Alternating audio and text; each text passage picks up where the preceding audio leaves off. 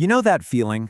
You do everything right. You go to bed on time, you think you're getting a full 8 hours, but you still wake up feeling just completely drained. Well, today, we're going to decode a hidden culprit that might be stealing your sleep: sleep apnea. We're going to break down the signals your body is sending you night after night. It's just so frustrating, isn't it? I mean, you've been in bed for hours, but you wake up and it feels like you've barely slept at all. That deep, nagging fatigue that you just can't explain, that's the central mystery we are diving into today. A lot of people just write off sleep apnea as loud snoring. But honestly, that's just scratching the surface. This is a serious medical condition, and figuring out the type of apnea you might have is absolutely the most critical first step to getting things sorted out. So at its very core, sleep apnea is when you literally stop breathing, then start again, over and over while you sleep. And we're not talking about once or twice. These little interruptions can happen dozens, maybe even hundreds of times a night, yanking you out of that deep, restorative sleep your brain and body are crying out for. Okay, this is where it gets really interesting. Think of this like we have two main suspects. On one side, we've got obstructive sleep apnea, or OSA. This is a physical problem, like a roadblock in your airway. Your brain is yelling, "Breathe," but the road is blocked. Then you've got central sleep apnea, or CSA. This is totally different. It's a brain signal issue. It's like the mission control center in your brain just forgets to send the breathe command. See? Two completely different root causes. So, let's start our investigation with the usual suspect, obstructive sleep apnea. What are the telltale signs that point to a physical blockage?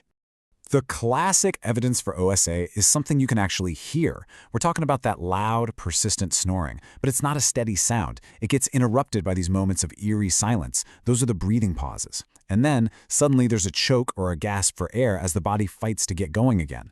That is literally the sound of an airway struggling to stay open. But what if the crime scene is quiet? Let's shift gears here. What are the clues that suggest the problem isn't physical, but it's actually coming from the brain itself? With central sleep apnea, the clues are a lot more subtle. The breathing still pauses, but often without all that dramatic snoring and gasping. Instead, the biggest clues are often buried in someone's medical history. Things like heart failure, a past stroke, or even some medications can directly mess with the brain's automatic pilot system for breathing. All right, you ready for a plot twist? Because sometimes, when you start treating what looks like simple OSA, you uncover an even deeper mystery, one that leads to a whole other diagnosis. And this shows you exactly how that journey unfolds. So a person gets diagnosed with OSA, they get put on a CPAP machine, right?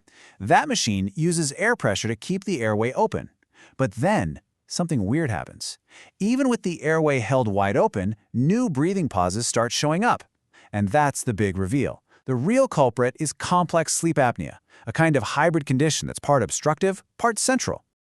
Okay, so we've looked at all these clues pointing to different types of apnea. But here's where the investigation gets really tricky. And it's exactly why trying to figure this out on your own is a bad idea. This is so important. That feeling of being totally exhausted when you wake up, that brain fog, the morning headaches, those aren't specific clues for one type. They are giant red flags for any type of sleep apnea, simply because all of them are robbing you of quality sleep. And this table just drives the point home perfectly. I mean, look at it. Daytime fatigue, check marks all the way across. Breathing pauses, same thing. And morning headaches are common in all three as well. This overlap is precisely why you can't solve this mystery by yourself. So, if the symptoms are just clues, how do we finally get to the verdict? How do we solve the case? And this, right here, is the single most important thing to remember. Your symptoms, they're the clues that tell you there's a problem and that an investigation needs to start, but they are not the final answer. And there it is, the bottom line. The only way to know for sure what's going on, to tell the difference between a physical blockage, a brain signal problem, or a mix of both, is to have your sleep professionally monitored in a sleep study. End of story. And getting that correct verdict, it changes everything. It means you get the right kind of treatment. Maybe it's a standard CPAP for a blockage, or maybe it's a more advanced machine that helps regulate your breathing signals.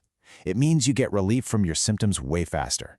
And maybe most importantly, it's about protecting your future, safeguarding your heart and your brain from the damage that untreated sleep apnea can do over time. So after looking at all this evidence, the final question really is for you. Your body is sending out signals every single night. That fatigue, the snoring, the headaches, they're all clues. Don't ignore them. The mystery of your sleep absolutely can be solved, but it all starts with getting a real, definitive diagnosis. So, are you ready to find the answer?